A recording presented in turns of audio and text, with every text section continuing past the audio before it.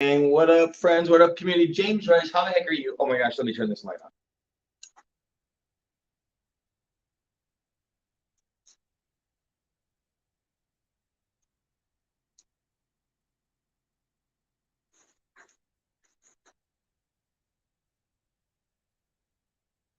Sorry about that. Felt like I needed a little more light. What's up? Stacy, how the heck are you? Anyway, James Rice coming to you live. Let's see, I don't even know where to start. Why? Because I've got so much stuff running and jumbled through my brain that I'm not even sure what to share. So let me share bits and pieces. First of all, for those of you who haven't met me, haven't seen me, someone yesterday said, "Oh, you're an influencer. Oh, you're a life coach. Oh, I don't know. I don't have a title on myself. But what I do have is challenges in my life that I've been through, experiences that I've been through, a phone that I need to straighten out. That I simply want to share with you. Why? Because I don't believe life is hard. I don't believe life needs to be hard. I believe that most of the time life is hard because of the poor decisions, myself included, that we make. A person will ask, or you could ask yourself, how the heck did you end up with B, a C, and two F's your first semester of college? Well, that was super simple. I was smoking too much weed, watching too many A-Team reruns. I was hanging out with people who made me feel comfortable. So because I didn't know what to do and I didn't know, and I was lost that first semester of college. I must say, in my defense, for those of you who are wondering, I did have an engineering calculus teacher. Yes, I was in engineering calculus, not pre-calculus. I was fairly smart. My family's amazing at math. My dad's an engineer, straightening stuff out here. Anyway, so I went right into engineering calculus. My teacher was from Russia, spoke broken English, so I couldn't understand what he was saying. I don't know if anybody have ever taken a math class, especially a calculus class, with a person that you can't understand what they're saying. Phenomenally difficult. But still, I had options. I could have went to a tutor. I could have switched classes. I could have canceled the class. Lots of things. But because I didn't know what to do, I took the easy way out, and I went and hung out with, worked with, whatever it's called. People who made me feel comfortable, people who didn't question me. They even not entitled me, but they validated that what I was doing was okay. And so what happened? Yeah, first semester BSc and two Fs. Then what happened? Well, I say I needed to change. So what do you think I did? That's right. I hung out with people who were studying on a regular basis, people who were serious about their grades, serious about their classes, serious about their futures. And so in this month of August, which is back to school. Congratulations to those of you that just sent your children back to school. The question is not only what classes are you going to take and what classes are you going to sign up for? Boom, boom, boom. Cool. Not only what classes are you going to sign up for? I'm checking my messages so I don't miss anyone's questions. But what classes are you going to sign up for? But are you going and getting the right school supplies? Are you going to the Dollar Tree? Are you going to Target? Are you not going to Kmart because they're not here anymore? Are you going to Walmart? Are you getting the right supplies? Okay. Well, that same thing in other areas of life, faith, fitness, family, friendships, and finances. It doesn't matter. Are you going and getting the right supplies, the right food, the right equipment, the right stuff you're watching, the right stuff you're reading to elevate in all areas of your life? And then are you getting in the right study groups? Are you getting the right mentor? Or are you getting the right tutor? Or are you simply hanging out with those people who make you feel comfortable? So I'm blessed literally every morning and throughout the day. I have these conversations with people who are struggling, who are challenged, who are trying. Okay. But many of them, they don't have the belief, they don't have the confidence they can. And so what do? I simply share with them what I've done. And that's the same thing I want to share, with you. So probably first and foremost, a piece that I got just even out of a morning message, a gentleman said, "Hey, I want to jumpstart and I'm going to be in San Diego Saturday." What do you think I did immediately? You're right. I scheduled a time to meet. Why? Because I'm going to see if they're serious. In fact, I chatted with someone else just a little bit ago and I said, why does our company have an incentive program where someone simply can buy a package and it can move them to a higher rank? That doesn't create the right behavior. That doesn't drive uh, the right activities. And then he said, well, such and such, and maybe we could give those people who aren't doing anything an incentive. And if they did it, I said, let's go a better way. So here's a lesson for you. Why don't you invite everybody to show up? Why don't you have Zooms and invite them all? Why don't you wear swag and invite conversations? Why don't you carry a shaker bottle and invite conversations?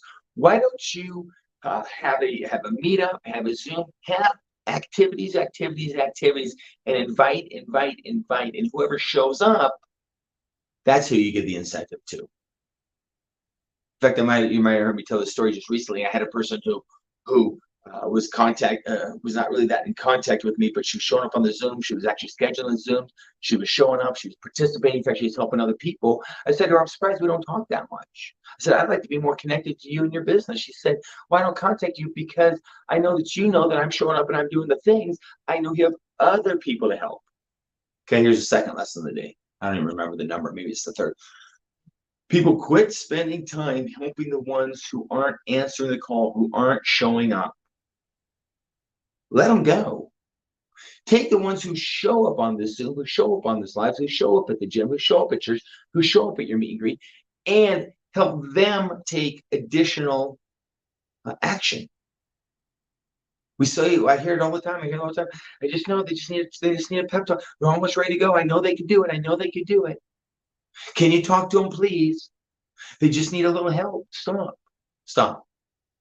Remember in life, when you're going out in the morning and you're out camping and you're going to start that fire back up, what do you look for? What do you look for in that fire to make it blaze again? There's got to be a spark. There has to be a spark, right? So you might uncover the ashes a little bit, and you might blow on it a little bit, do whatever you do, fan it a little bit. Somehow you need to invite that spark to have an opportunity to show up. And when it does, you don't go, okay, that spark's good. I'll go over here and look for some more. I'll go over into this fire where there isn't any action and try to make it happen. No. Let's take that spark. Remember that in your day-to-day. Take that spark, pour gas on it, and make that thing explode. Okay? So this is a piece that, again, resonated with me today. And I wanted to, share that with you as you move through your day. I had some readings today that I wanted to share with you. Each and every day. In fact, someone asked me today, I had an early morning conversation with a social media marketing director, and they asked what I do with my morning. I do the same thing with my morning, every morning. I wake up early, I drink water, I stretch, I then sit out back and do my readings, put stuff in my brain. I've done my stretching, work on my body a little bit. I'm going to say my prayers. What am I going to read? I'm going to read from my foundation. I'm going to read from my fundamentals. I'm going to read from really the one book that sets my course, which is the Bible. Now, you're going to choose yours too, which is fine. It's going to be Ed Mylett, David Goggins, the latest and greatest. I can tell you something. They're all saying the same thing. Okay? They're all saying the same thing. There's nothing new under the sun. The question is, how will you respond? The question is, how will you respond? Okay, so when I'm reading my Bible, because it's my foundation, because it's the book that my creator wrote, that's all that I need, because as far as I'm concerned, it's all in here. Now, that's my decision. You get to make your decision too. The cool thing is we get to make our decisions, and then, as I read today, our decisions make us. Oh, by the way, I hope you read my Rise and Shine today. How you start that day, how you get out and run, how you rock and roll is crucial. Okay, the easy thing is to put the t-shirt on. The easy thing is to put your jersey on Sunday. The easy thing is to put a brand on. The question is, will you really go out and do superhero activities? Are you really going to put that jersey on and go make the team? Why do you want to support people? So you can act like, if you want to be a fan, I don't want to be a fan of Batman. I want to put the t-shirt on and I want to go out and do superhero activities. I don't want to be a fan of Batman. I want to put the t-shirt on. I want to go out and do superhero activities. In what areas?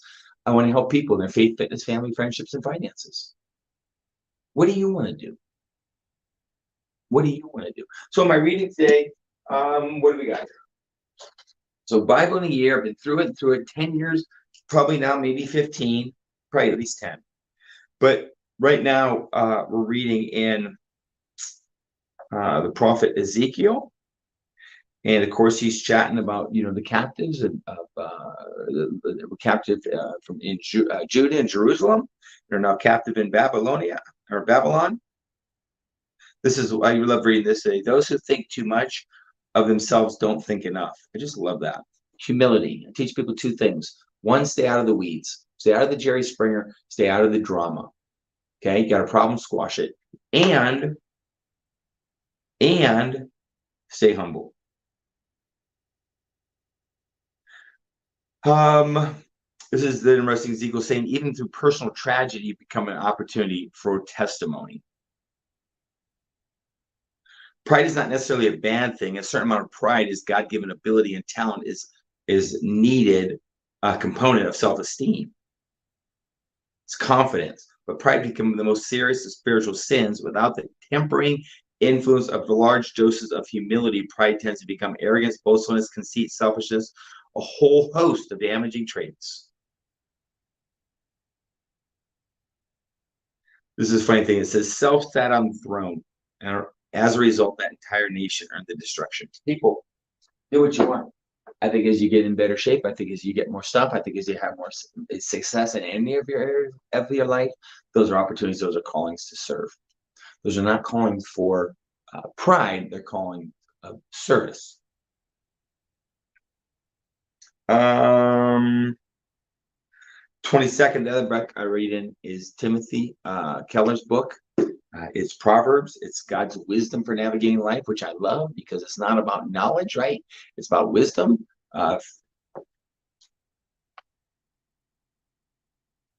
Do not answer a fool according to his folly, or you yourself will be just like him. Answer a fool according to his folly, or he will be wise. So, a little tip for you out of this.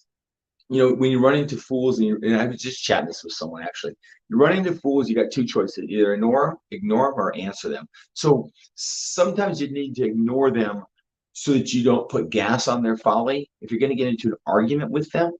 On the other hand, sometimes they need a little wisdom so that you can offer them some correction in their folly.